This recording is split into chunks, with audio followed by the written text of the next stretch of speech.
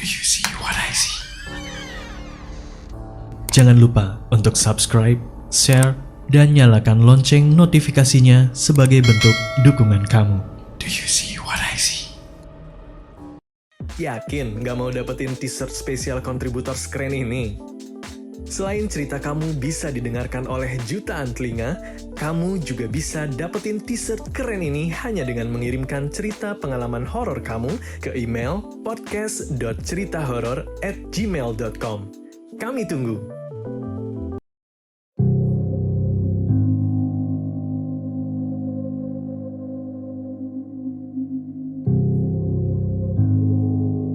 Assalamualaikum, halo warga desa Sukawadi. Terima kasih sudah mau mendengarkan cerita ini. Panggil saja aku Amran. Aku bekerja di salah satu kantor pemadam kebakaran. Sudah 10 tahun aku bekerja di kantor ini.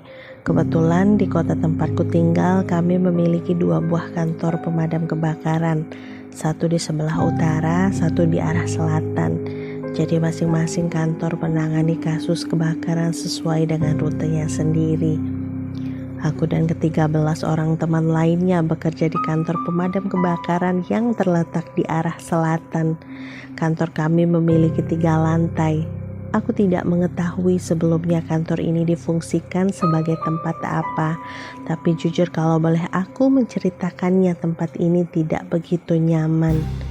Kami dibagi menjadi 2 shift. 7 pagi ke 7 malam dan sebaliknya. Kalau sedang kebagian shift malam, biasanya pada saat itulah yang sering menorehkan banyak cerita mistis. Tidak hanya aku saja, tetapi beberapa teman lainnya juga pernah merasakan.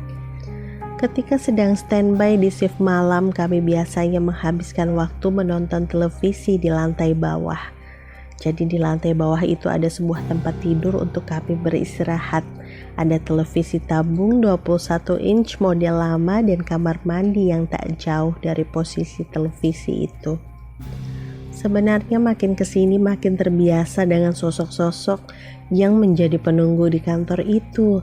Tapi waktu awal-awal masuk dulu sempat kaget dan takut.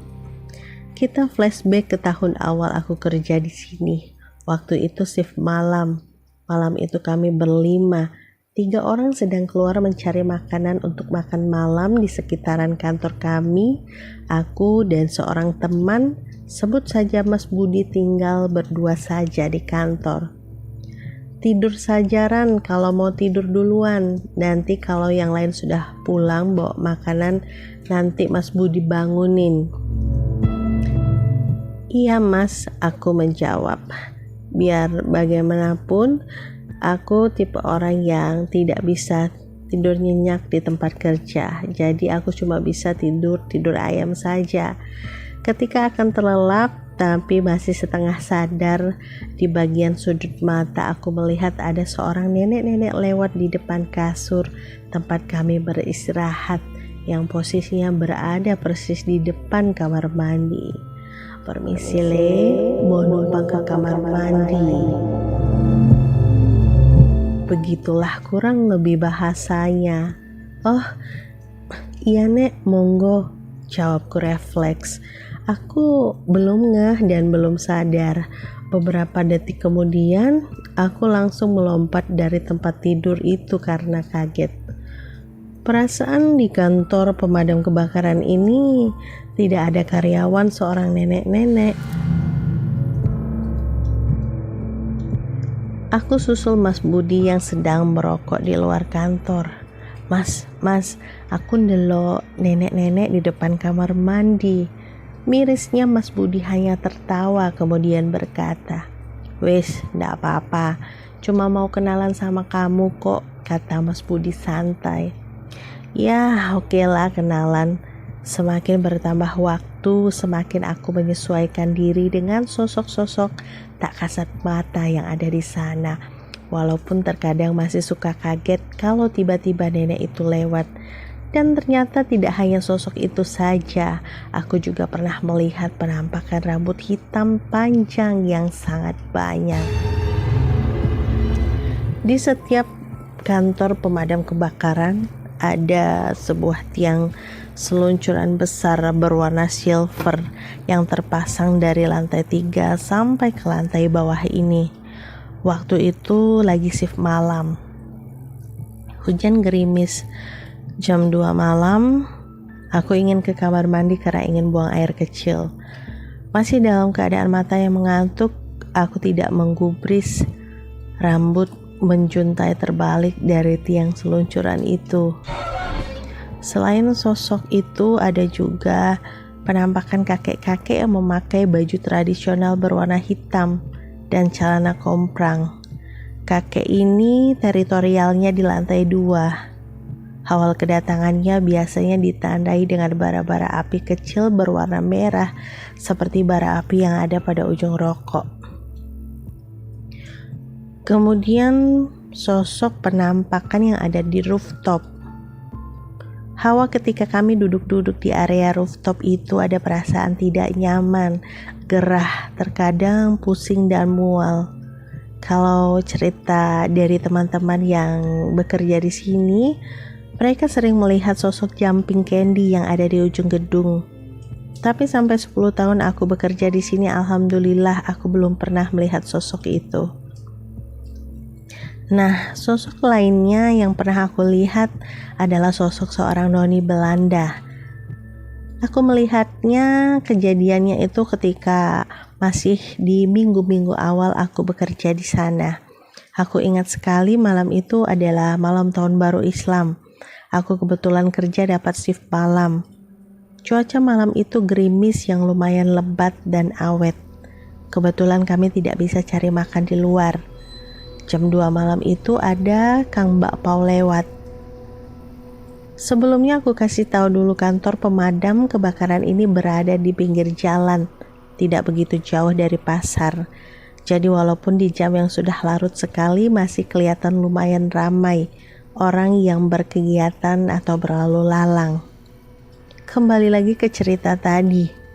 Setelah memanggil Kang Bakpao lewat, teman shift lainnya itu masih ada yang nonton televisi, ada yang tiduran di kasur di depan televisi, ada yang mainin telepon genggam. Nah, semua teman pada nitip minta dibelikan. Di depan kantor kami ada sebuah rumah dengan arsitektur Belanda, dengan pekarangan yang lumayan luas, asri, banyak bunga dan tanaman lainnya. Rumahnya besar, memanjang ke samping. Catnya warna putih tapi sudah mulai kusam dan berdebu, dan rumah ini tentunya banyak memiliki kaca. Di depan rumah itu, aku melihat sosok perempuan cantik berkulit putih. Rambutnya tidak berwarna hitam. Jadi rambutnya terkena sinar lampu taman jadi sedikit berwarna pirang atau coklat. Rambutnya sepanjang bahu, mengenakan gaun panjang berwarna putih.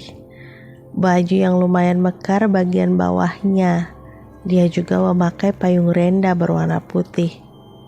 Wanita ini tersenyum sebentar ketika aku melihat ke arahnya dan sempat melambaikan tangan.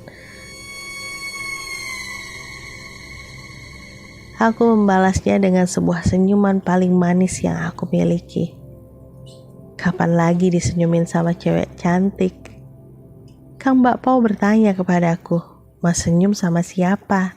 Dengan bangganya aku menjawab, "Senyum sama cewek yang ada di rumah Belanda itu, Kang." Kang Bakpao hanya nyengir kuda. Aku agak gimana melihat reaksinya. Awalnya aku belum ngeh kalau itu memang penunggu dalam tanda kutip rumah Belanda itu.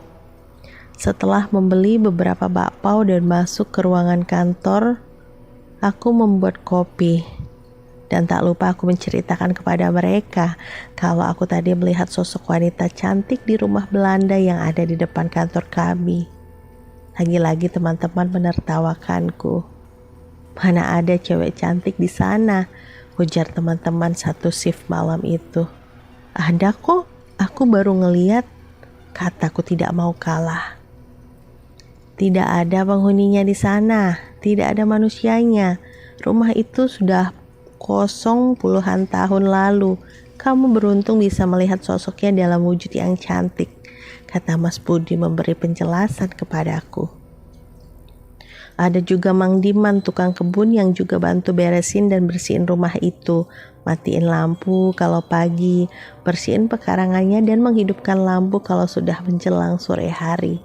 Terang teman kerjaku yang lain. Dari beberapa kisah yang aku dengar setelahnya dari rumah Belanda itu, bahwasanya jarang ada yang melihat Tony Belanda dalam wujud keadaan cantik. Kebanyakan dari mereka sering ditampaki sosok yang menyeramkan, sosok seorang noni Belanda yang wajahnya penuh luka dan darah. Atau kalau tidak, di malam-malam tertentu, kami akan mendengar senandung atau tangisan pilu yang menyayat hati. Entah ada kisah apa di balik itu semua. Kalau menurut aku pribadi, dunia tak kasat mata itu ada. Tapi kita sebagai makhluk ciptaan Allah yang lebih sempurna tak seharusnya takut. Menjadi tak takut itu proses, kecuali yang memang dari brojol terlahir sebagai pemberani. Kurang lebih seperti itu kisah singkatku bekerja di kantor pemadam kebakaran ini. Sampai di tahun 2021 ini aku masih bekerja di sini dan masih sering melihat sosok-sosok yang aku ceritakan tadi. Terima kasih warga desa Sukawadi. Wassalamualaikum warahmatullahi wabarakatuh.